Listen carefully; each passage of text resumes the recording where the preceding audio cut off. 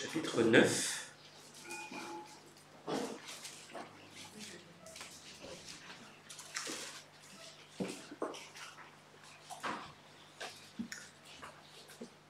Mais avant de commencer la lecture, je voudrais vous poser quelques questions. Que devient Dieu quand vous souffrez? Que devient-il dans votre vie? Que devient votre relation avec Dieu, je devrais dire, quand vous êtes dans la souffrance? Quelle est la direction de votre vie? Que vous soyez dans la joie ou que vous soyez dans l'épreuve, quelle est la direction de votre vie? Ces questions, elles sont importantes parce qu'elles nous permettent un petit peu de faire un bilan de notre relation avec Dieu, de savoir si nous marchons dans ses voies. Et notre texte de ce matin nous permet de répondre à ces questions. Ce texte, il a été écrit à des chrétiens qui souffrent, des chrétiens qui sont dans l'épreuve, et il a été écrit pour leur rappeler les choses vraiment importantes, les choses qui comptent, les choses sur lesquelles il faut se focaliser, vraiment, pour pouvoir donner une bonne orientation à nos vies, que ce soit dans les bons jours comme dans les mauvais. Et j'insiste, dans les bons jours comme dans les mauvais, parce que quand tout se passe bien, on court le risque d'oublier Dieu, quand tout se passe bien, je n'ai pas besoin de lui, et le laisser en arrière. Quand tout va mal, on court tout autant le risque d'oublier Dieu, parce que ce que nous avons juste devant les yeux, c'est quoi? Notre problème, ou nos problèmes. Et on ne voit pas que derrière, il y a un Dieu qui est bien plus grand que nos problèmes. Et on peut l'oublier, pas tout à fait de la même manière, mais l'oublier quand même. Alors, je rappelle seulement que cette lettre, elle a été écrite à des chrétiens d'origine juive, donc qui se sont convertis à Jésus-Christ, mais qui, depuis leur conversion, étaient persécutés à cause de leur foi, parce qu'ils suivaient Jésus. Et ils étaient tellement découragés qu'ils voulaient retourner en arrière. Ils voulaient retourner à leur ancienne vie. Ils voulaient retourner au temple, recommencer à faire des sacrifices, comme dans l'Ancien Testament, retourner à la synagogue et arrêter de se rassembler à l'église. Et finalement, on a déjà vu, pour ceux qui sont avec nous depuis le début de l'étude de cette lettre, que ça revient purement et simplement à tourner le dos à Jésus. Donc en suivant simplement notre texte de ce matin, on va voir d'une part ce qu'il veut dire et d'autre part les implications qu'il a pour nous. Notre texte est assez court, il s'agit simplement des versets 27 et 28 du chapitre 9. Hébreux 9, versets 27 et 28. Qui disent « Et comme il est réservé aux hommes de mourir une seule fois, après quoi vient le jugement. De même, Christ, qui s'est offert une seule fois pour porter les péchés de beaucoup d'hommes, apparaîtra sans péché une seconde fois à ceux qui l'attendent pour leur salut. » Voilà notre texte de ce matin. Et la toute première déclaration que nous y lisons, c'est que nous ne pouvons mourir qu'une seule fois. Alors, ça peut nous paraître évident, bien sûr, qu'on ne meurt qu'une seule fois, et heureusement. Mais ces quelques mots, ils ont finalement une implication qui est énorme, plusieurs implications même qui sont... Déjà, ils nous disent qu'il n'y a pas de réincarnation. On meurt une fois et on entre ensuite dans l'éternité. À notre mort, notre âme ne va pas réinvestir un autre corps pour vivre une nouvelle vie. Il est réservé aux hommes de mourir une seule fois. Mais ce que nous disent ces quelques mots, et je crois que c'était ça la pensée de l'auteur, c'est que nous n'avons qu'une seule vie à vivre sur cette terre. Une seule vie qui va passer vite. Et la vie que vous êtes en train de vivre, ce n'est pas une répétition générale en attendant de pouvoir vivre une vie meilleure plus tard. Vous n'avez qu'une seule vie, une seule occasion de vivre. Une seule occasion de bien faire. J'y reviendrai dans un instant. Mais cela veut dire qu'il ne faut pas remettre à plus tard les choses que nous pouvons faire maintenant, tout particulièrement les choses de Dieu. Remettre à plus tard ce qui concerne Dieu, c'est risquer de ne jamais les faire. Pour ceux qui connaissent un petit peu les petits tracts, le film de votre vie ou des choses que l'on peut distribuer pour rendre sensible à ce genre de choses. Or, quand on est jeune, il est trop tôt pour penser à Dieu. On fera ça plus tard. Quand on commence à grandir un peu, on a trop d'occupations pour penser à Dieu. On fera ça plus tard. Quand on est adulte, on travaille trop pour penser à Dieu et on remet ça à plus tard. Et quand on devient une personne âgée, mais on devient trop vieux pour penser à Dieu. Et finalement, il est trop tard. Donc ce que nous dit ce texte en disant qu'il est réservé aux hommes de mourir une seule fois, c'est que nous n'avons qu'une seule vie et qu'il faut saisir maintenant l'occasion qui nous est donnée de faire ce que Dieu nous demande. Premièrement, nous tourner vers lui. Deuxièmement, le servir. Et le servir d'un cœur entier, nous dépenser sans compter. Mais ça, j'y reviendrai un petit peu plus tard, je vais le développer ce matin. Mais en réfléchissant à cela et à ce que je viens de vous dire, on n'a qu'une seule vie. Il m'a semblé que c'est quelque chose qu'on entend assez souvent, mais pas dans la bouche des croyants. Vous avez remarqué que ce sont souvent les personnes non croyantes qui disent on n'a qu'une seule vie, il faut en profiter. Sous-entendu, je vais en profiter pour remplir ma vie de tout ce qui me fait plaisir, de tout ce dont j'ai envie. Et pourtant, c'est aussi une pensée que les chrétiens devraient avoir. Les non-croyants, eux, ils pensent comme il est écrit dans 1 Corinthiens chapitre 15, verset 32. 1 Corinthiens 15, 32. Je vous lis simplement la fin du verset. Si les morts ne ressuscitent pas, mangeons et buvons, car demain nous mourrons. Ça, c'est la pensée de ceux qui ne croient pas. On va manger, on va boire, on va faire la fête. Pourquoi? Mais parce que demain on va mourir, on ne pourra plus faire toutes ces choses. Donc il faut maintenant qu'on en profite, qu'on profite de tout ce que la vie peut avoir à nous offrir pour en remplir nos estomacs, remplir nos cœurs de tous les plaisirs que cette terre peut offrir. Parce qu'après, c'est fini. Les chrétiens ne sont pas appelés à avoir tout à fait cette pensée-là.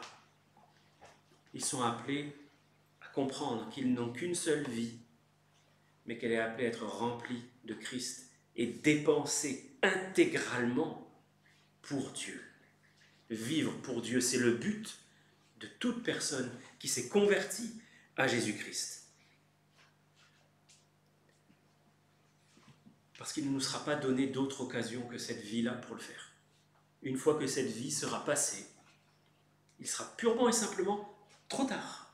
Nous n'aurons plus l'occasion de vivre une deuxième fois pour servir le Seigneur et pour faire le bien. En ce moment, je suis en train de relire la biographie de Charles Studd. Charles Studd, c'est un homme qui s'est converti à Jésus-Christ en Angleterre, il est britannique, alors qu'il était champion de cricket, très connu à la fin du 19e siècle. Et quand il a compris qui est Christ, quand il a donné sa vie au Seigneur, pour lui, donner sa vie pour le sport, pour la gloire, pour les choses qui brillent, ça a été terminé. Et il s'est donné sans réserve à Christ pour le servir. Il est parti pendant quelques années en Chine, puis une dizaine d'années en Inde, et il a fini tout son service missionnaire en Afrique, où il a largement contribué à répandre l'évangile dans des contrées qui n'avaient jamais été atteintes, où on n'avait jamais entendu parler de Dieu et de Jésus. Pourquoi est-ce que je vous parle de cet homme? Parce qu'il a écrit un assez long poème, que je ne vais pas vous lire ce matin, mais il y a un refrain dans ce poème. Un refrain qui me revient souvent en tête. On va dire, ce poème, il est écrit juste au-dessus de mon bureau, donc j'ai l'occasion de le voir très régulièrement. Et ce refrain dit « Une seule vie qui passera vite, seul restera ce qui est fait pour Christ. » Une seule vie qui passera vite, seul restera ce qui est fait pour Christ. Alors que faites-vous de votre vie? Vous qui vous êtes déjà donné à Jésus-Christ, que faites-vous de votre vie? À quoi la consumez-vous, cette vie? Par quoi est-elle consumée? Par les plaisirs? Par la distraction? Par le loisir? Par le soin de soi? Ou par le service de celui, nous dit notre texte, qui s'est donné pour porter les péchés de beaucoup d'hommes? Arrivé à ce stade, il me semble important de dire un mot pour tous ceux qui ne sont pas encore chrétiens. tous ceux qui ne se sont pas donnés à Jésus-Christ, ou ceux qui ne sont pas sûrs de l'être, tous ceux qui ne sont pas sûrs d'aller au ciel. Aussi, vous n'avez qu'une seule vie qui passera vite. Vous savez, quand elle a commencé, vous ne savez pas quand elle va finir. Vous n'avez qu'une seule vie pour vous donner à Jésus-Christ. Une fois que vous serez passé de l'autre côté, une fois que vous aurez franchi le voile de la mort, et vous ne pourrez le faire qu'une seule fois, parce que c'est ce que dit notre texte. Une fois que vous aurez franchi ce voile, il sera trop tard pour vous donner à Jésus-Christ. Parce qu'après cela vient le jugement. Et si vous avez donné votre vie à Jésus-Christ pendant votre passage sur cette terre, alors vous passerez l'éternité avec lui, dans le bonheur, dans la paix, dans la gloire. Mais n'imaginez pas un seul instant qu'une vie vécue sans lui ici aboutira à une vie heureuse et avec lui dans l'éternité. La Bible nous dit tout exactement le contraire. Quelle direction donnez-vous à votre vie? Si votre vie prend la direction sans Dieu, elle aboutira inévitablement à une éternité sans Dieu. Si en prenant l'autoroute, je me dirige vers le panneau Lyon, il y a peu de chances en partant d'ici que j'arrive à Lille. C'est inévitable. C'est la même chose. Une vie menée dans la direction de Jésus mène à Jésus-Christ. Une vie passée sans Jésus-Christ mène à l'opposé de celui qui est la vie, c'est-à-dire à la mort et à l'enfer. Ne tardez pas, réconciliez-vous avec Dieu. Réconciliez-vous avec lui. Passez votre vie pour lui. Parce qu'il n'y aura pas de possibilité de se convertir après. Et vous ne savez pas de quoi va être fait demain. Vous ne savez pas. Je vous encourage à ne pas être comme cet homme dont le Seigneur Jésus parle dans l'évangile de Luc au chapitre 12. Et je voudrais qu'on lise ensemble ce texte. Luc 12.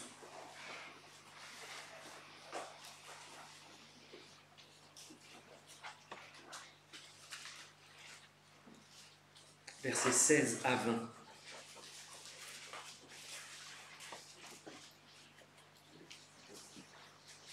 Luc 12, 16 à 20. Jésus dit cette parabole. Les terres d'un homme riche avaient beaucoup rapporté. Et il raisonnait en lui-même en disant « Que ferai-je? Car je n'ai pas de place pour rentrer ma récolte. Voici, dit-il, ce que je ferai. J'abattrai mes greniers et j'en bâtirai de plus grands. J'y amasserai toute ma récolte et tous mes biens. Et je dirai à mon âme, tu as beaucoup de biens en réserve pour plusieurs années. Repose-toi, mange, bois et réjouis-toi. Mais Dieu lui dit, insensé, cette nuit même ton âme te sera redemandée. Et ce que tu as préparé, pour qui sera-ce? J'ajoute le verset 21. Il en est ainsi de celui qui amasse des trésors pour lui-même, mais qui n'est pas riche pour Dieu. Alors la question qui est posée à cet homme, je nous la pose à ce matin. Ce que tu prépares, ce que tu fais dans ta vie, pour qui est-ce donc? Quelle est la direction que votre vie a prise? Pour qui? Et cette question, finalement, c'est celle qui est posée à nos chrétiens de l'Épître aux Hébreux. Pour qui? À qui est-ce que vous vous êtes donné? Pour qui est-ce que vous vivez finalement? Face à la difficulté, les Hébreux de notre lettre, ils voulaient retourner en arrière. Ils voulaient préserver leur vie. Quelque part, on les comprend. Personne n'a envie de vivre la persécution, personne n'a envie de vivre dans la difficulté. Mais en voulant fuir la difficulté, pour vivre une petite vie plus tranquille, finalement, ils tournaient le dos à la direction qu'ils avaient prise au départ. Ils étaient en train de se détourner de Christ et de se retourner vers simplement eux-mêmes. D'où ma question en introduction. Que devient Dieu lorsque vous souffrez? Que devient Dieu pour vous? Est-il toujours celui auquel vous faites appel? Celui que vous bénissez? Je bénirai l'Éternel en tout temps. En tout temps. dans les temps d'épreuve comme dans les temps de joie. Est-ce que vous vous êtes résolument tourné vers Jésus-Christ en lui confiant votre vie, que ce soit pour les bons comme pour les mauvais jours, en le reconnaissant comme seul souverain, comme seul maître de votre vie, celui qui donne un sens, que votre vie soit longue ou qu'elle soit courte, qu'elle soit facile ou difficile, qu'elle soit agréable ou douloureuse. Il est important, je crois, de poser ces questions et de nous les poser sérieusement parce que notre texte ne dit pas seulement qu'on vit une seule fois, mais il nous est dit qu'après être mort une seule fois, vient le jugement. C'est une chose sérieuse que cela. Et là encore, je voudrais donner une double perspective. D'abord, une perspective qui concerne ceux qui ne connaissent pas encore personnellement Jésus. Et ensuite, une perspective qui concerne ceux qui le servent déjà, qui sont ses enfants, ses brebis. Il y a un jugement qui atteint ceux qui ne croient pas, ceux qui auront refusé Jésus-Christ comme Seigneur et comme Sauveur. Ce jugement va atteindre intégralement tous ceux qui ne lui auront pas fait confiance pendant cette vie-ci. Ce jugement, il est décrit dans Apocalypse 20, versets 11 à 15. Nous allons le lire ensemble. Apocalypse 20, versets 11 à 15.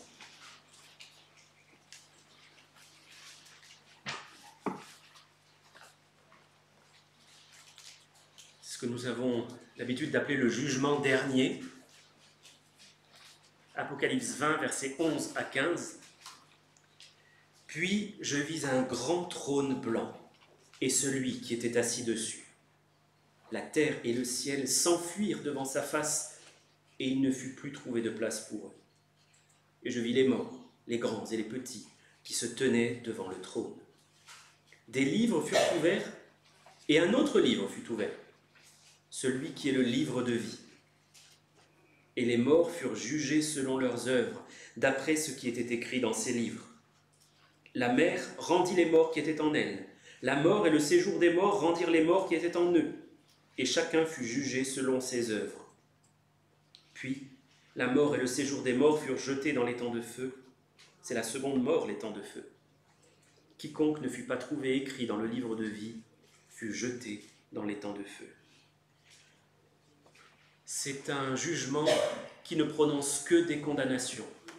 Qu'une seule condamnation, devrais-je dire. La même pour tous, la mort éternelle dans les temps ardents de feu et de soufre, pour tous ceux qui auront refusé Jésus-Christ, pour tous ceux qui ne l'auront pas reçu comme Seigneur et comme Sauveur. Si vous pensez qu'aujourd'hui Christ n'est pas encore votre Sauveur, qu'il n'est pas encore votre Seigneur, ne tardez pas, venez à lui, parce qu'il ne met pas dehors ceux qui viennent à lui. Il ne vous rejettera pas, quel que soit le nombre et la quantité de péchés, la taille de vos péchés, leur importance. Il les a tous portés. Il a porté les péchés de beaucoup d'hommes, dit notre texte. Donc venez à lui, il ne vous mettra pas dehors. Ça, c'est le premier jugement dont je voulais parler, mais il y en a un autre qui attend seulement les chrétiens, celui-là. Ce jugement, on l'appelle le tribunal de Christ. Et il en est question dans 1 Corinthiens 3, versets 11 à 15. 1 Corinthiens chapitre 3, versets 11 à 15. Ici, il n'est pas question de mort, il n'est pas question d'enfer, mais d'un bilan, un bilan de vie, une évaluation de ce qui aura été fait pendant la vie du chrétien, de ce qui aura été bâti avec Jésus comme fondement, comme fondation. Donc 1 Corinthiens 3, versets 11 à 15. Il nous est dit que personne ne peut poser un autre fondement que celui qui a été posé, à savoir Jésus-Christ. Or, si quelqu'un bâtit sur ce fondement avec de l'or, de l'argent, des pierres précieuses, du bois, du foin, du chaume, l'œuvre de chacun sera manifestée ou révélée. Car le jour la fera connaître parce qu'elle se révélera dans le feu, et le feu éprouvera ce qu'est l'œuvre de chacun. Si l'œuvre bâtie par quelqu'un sur le fondement subsiste, il recevra une récompense. Si l'œuvre de quelqu'un est consumée, il perdra sa récompense. Pour lui, il sera sauvé, mais comme au travers du feu. Alors, puisqu'il n'y a qu'une seule vie, avec quoi bâtissez-vous votre vie? Avec de l'or, de l'argent, des pierres précieuses? Non pas au sens littéral, mais spirituel. Ces matériaux nobles que sont la foi, l'espérance, l'amour. Est-ce que vous bâtissez votre vie avec ces matériaux-là qui durent toujours, qui résistent au feu? Ou est-ce que vous bâtissez avec de la paille, du foin, du chaume, c'est-à-dire du loisir, les plaisirs de ce monde, l'oisiveté, la négligence? Tout cela, au moment du tribunal de Christ, c'est comme de la paille, comme du foin, comme du chaume, ça va s'enflammer, et en un instant, il n'en restera plus rien. Plus rien. C'est pour cela que la parole de Dieu est sérieuse. Et ici, dans notre texte, je crois qu'il est question de ce jugement-là, lorsqu'il nous est dit qu'il est réservé aux hommes de mourir une seule fois, et donc de vivre une seule fois, et qu'après quoi vient le jugement. Je crois que l'auteur de cette lettre voulait sérieusement avertir les chrétiens que la vie chrétienne, c'est quelque chose de sérieux, qu'on ne néglige pas. Parce que si ces versets se trouvent là, à cet endroit de la lettre, ce n'est pas pour rien. Pour se demander, mais qu'est-ce qu'ils font là, ces versets? Et les amis, ces chrétiens, ils avaient beau être chrétiens, ils étaient en train de céder au découragement, de telle sorte qu'une seule chose maintenant comptait pour eux, que ça s'arrête. Ils étaient dans une telle souffrance que la foi n'avait plus d'importance, Jésus n'avait plus d'importance, l'Église n'avait plus d'importance, la seule chose qu'ils voulaient, c'est que ça s'arrête. Il ne s'agit pas pour nous de les juger, de leur jeter la pierre, parce que je crois que si on fait un examen honnête de nous-mêmes, on est très souvent comme ça. Notre premier réflexe, c'est non, je veux pas, ça fait trop mal, je veux que ça s'arrête, je veux pas souffrir. Mais Dieu veut leur rappeler qu'ils n'ont qu'une seule vie, qu'une seule occasion de vivre pour lui, qu'une seule vie pour le glorifier, que ce soit dans les bons jours comme dans les mauvais.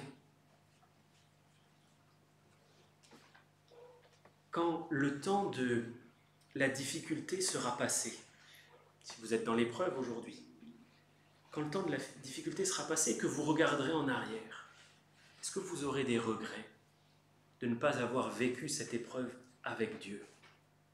De n'avoir cherché qu'une seule chose, c'était la délivrance, le soulagement, et de ne pas avoir cherché à glorifier Dieu, à faire le bien, à montrer qui est ce Sauveur merveilleux, même au sein de votre difficulté.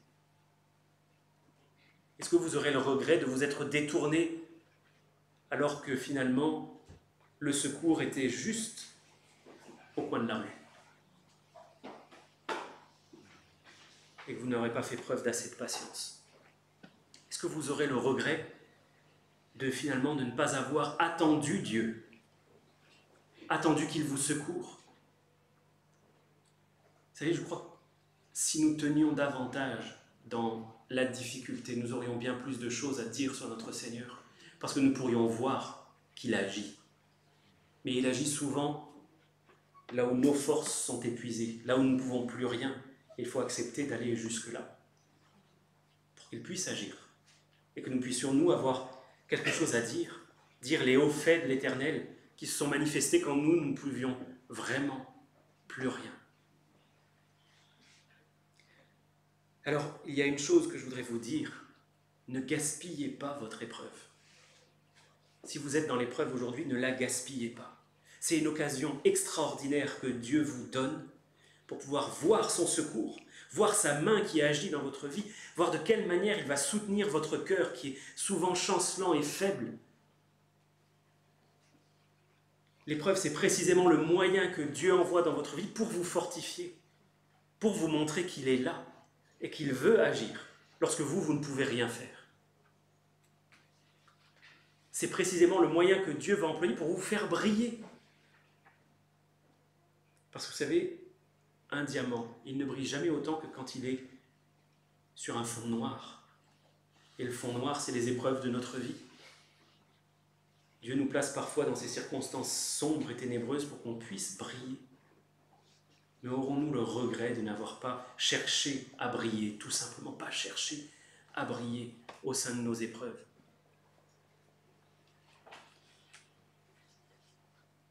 C'est pour ça que je repose cette question. Avez-vous donné à votre vie cette seule et unique direction? Jésus-Christ, je veux vivre pour lui. Que ce soit dans la joie, que ce soit dans l'épreuve, que ce soit dans les moments agréables ou que ce soit dans la douleur, je veux maintenant consacrer ma vie entière à Jésus. Si vous ne l'avez pas encore fait, ce choix, moi je vous encourage à le faire dès maintenant, dès aujourd'hui, dans le secret de votre cœur, et résolument à orienter votre vie, en disant Seigneur, à partir d'aujourd'hui et pour la suite, ce sera pour toi. Garde-moi, parce que je vais souvent avoir envie de retourner en arrière. Je vais souvent chanceler sur ce chemin-là, mais je veux décider résolument que c'est pour toi. Si nous revenons à notre texte d'Hébreux 9 que nous avons lu au début, il dit qu'il est réservé aux hommes de mourir une seule fois, qu'après cela vient le jugement. Et il nous est rappelé que Christ s'est offert une seule fois pour porter les péchés de beaucoup, de plusieurs, et qu'il apparaîtra sans péché une seconde fois à ceux qui l'attendent pour leur salut. Il apparaîtra, il va venir, littéralement, il sera visible pour ceux qui l'attendent. Ce texte-là nous fait référence à ce que nous avons l'habitude d'appeler l'enlèvement des croyants.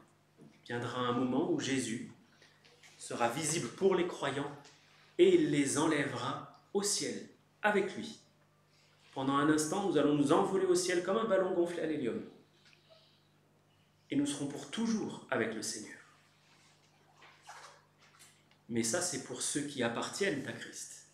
Les autres resteront ici, ils sont attachés à la terre, ils font partie de ce royaume terrestre. Ils n'appartiennent pas à Jésus, donc ils ne montent pas avec Jésus. Pour remettre ça un petit peu dans la perspective de notre texte, puisqu'il est fait référence à ce moment où Jésus viendra prendre tous ceux qui lui appartiennent, sachez qu'il sera trop tard à ce moment-là pour dire « Ah Seigneur !» Non, c'est avant qu'il faut se donner à lui. Sachez qu'il sera aussi trop tard à ce moment-là pour porter du fruit, pour œuvrer. Le gong va sonner, plutôt la trompette va sonner à ce moment-là, et ça sonnera la fin de la journée de travail. À partir de ce moment-là, les chrétiens pourront entrer dans le repos, suivis de leurs œuvres, mais auront-ils seulement fait quelques œuvres pour leur Seigneur? Nous ne savons pas quand ce moment-là viendra. La Bible nous dit qu'il viendra comme un voleur dans la nuit. On ne sait pas. Il pourrait arriver maintenant, demain, dans 10 ans. Nous ne savons absolument pas.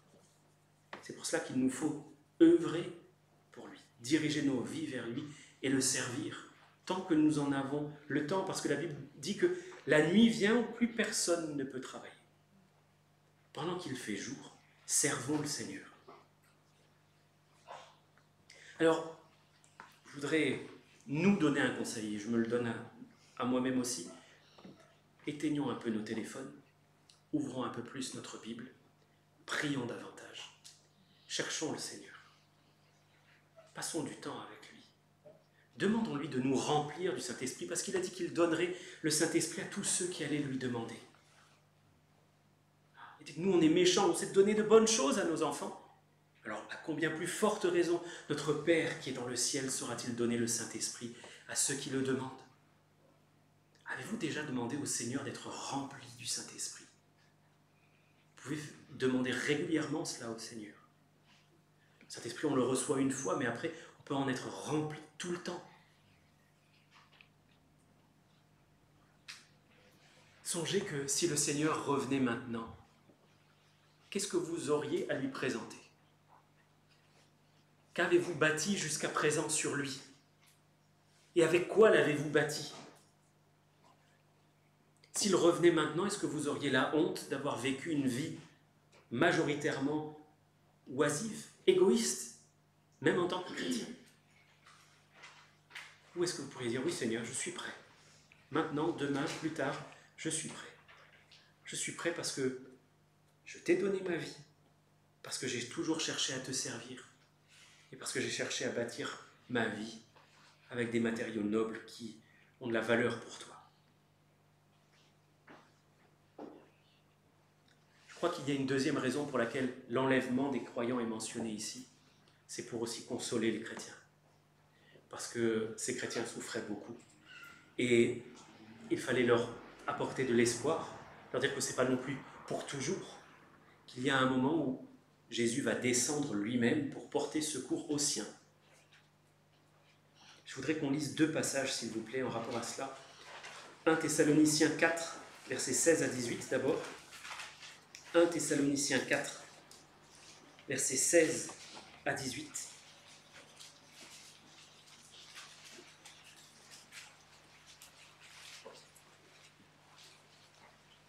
Il dit que le Seigneur lui-même a un signal donné, à la voix d'un archange, et au son de la trompette de Dieu, descendra du ciel. Et les morts en Christ ressusciteront premièrement.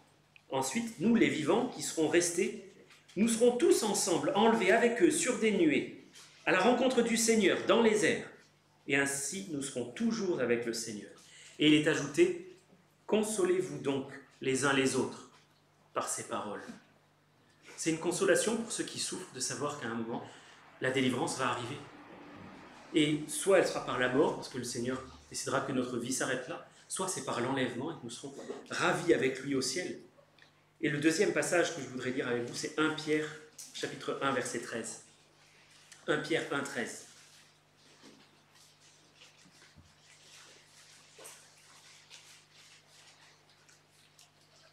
C'est une lettre qui a, elle aussi, été écrite pour des chrétiens persécutés. Et l'apôtre Pierre leur dit, c'est pourquoi saignez les reins de votre entendement, ou rassemblez un petit peu vos esprits. Soyez sobres, ne vous dispersez pas, et ayez une entière espérance dans la grâce qui vous sera apportée lorsque Jésus-Christ apparaîtra. Ayez une entière espérance que le Seigneur va venir vous secourir. Il va venir vous faire grâce. Vous pouvez être battu, humilié, dans une apparente défaite ici-bas.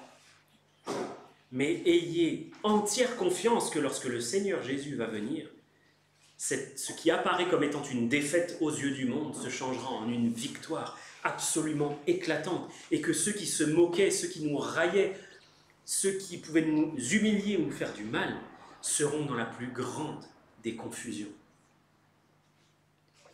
Parce que ce mal, Dieu l'aura changé en bien. J'en arrive à ma conclusion. Cette lettre aux Hébreux, elle a été écrite pour redresser des chrétiens souffrants, mais qui étaient dans l'erreur. Elle a été écrite aussi pour leur apporter beaucoup d'espoir, pour les avertir aussi que la vie chrétienne, c'est quelque chose de sérieux, à ne pas prendre à la légère, à ne pas négliger. Ce texte, plus particulièrement, je crois qu'il a été écrit pour leur rappeler la direction qu'ils ont un jour décidé de donner à leur vie en reconnaissant Jésus-Christ pour Seigneur et pour Sauveur. Ils se sont engagés sur un chemin étroit, le chemin étroit. Ils sont entrés par la porte étroite. En faisant demi-tour, ils abandonnaient tout cela. En laissant le découragement les gagner, ils oubliaient tout cela. Ils oubliaient Jésus-Christ. Et s'il leur est rappelé qu'ils n'ont qu'une seule vie, c'est pour leur montrer qu'en se détournant, ils abandonnaient l'occasion qu'ils avaient de glorifier Dieu jusqu'au bout et qu'ils en auraient des regrets. Qu'au jour où viendrait ce jugement, leur vie serait évaluée et que ce n'était pas avec de l'or, des pierres précieuses qu'ils auraient bâties, mais avec du foin, avec du chaume et avec de la paille. Alors, le dernier passage avec lequel je voudrais nous laisser se trouve dans Acte 20, verset 24. Acte 20, verset 24.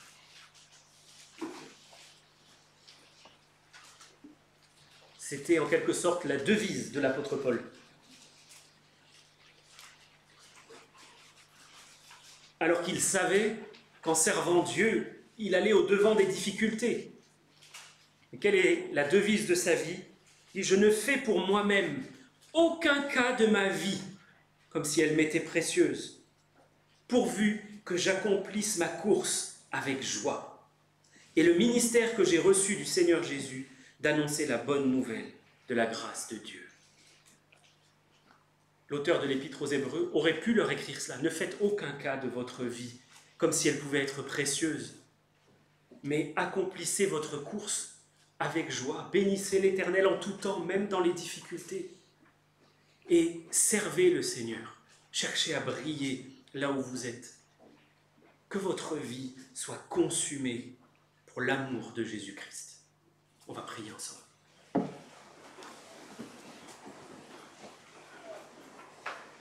Notre Dieu et Père, merci de nous rappeler la direction unique que doivent prendre nos vies. Merci de nous rappeler qu'un jour nous serons face à toi, que nos vies seront évaluées et que nous n'avons qu'une seule vie pour bien faire. Donne-nous d'être sérieux, Seigneur. Je te prie de pardonner mes nombreuses négligences. Je te prie de nous soutenir tous par un esprit de bonne volonté, de zèle, de repentance de nos œuvres mortes, et que nous puissions te servir avec joie sur le chemin que tu places devant nous. Notre Dieu, je prie, Seigneur, que ce matin nous nous consacrions à toi. Et c'est ce que je veux refaire encore ce matin, me consacrer à toi, pour la mort, pour la vie, pour la joie ou la peine, pour les choses agréables ou pour la souffrance, à toi seul, pour toujours. Par Jésus-Christ. Amen. Je voudrais que nous nous levions pour chanter, s'il vous plaît, un cantique.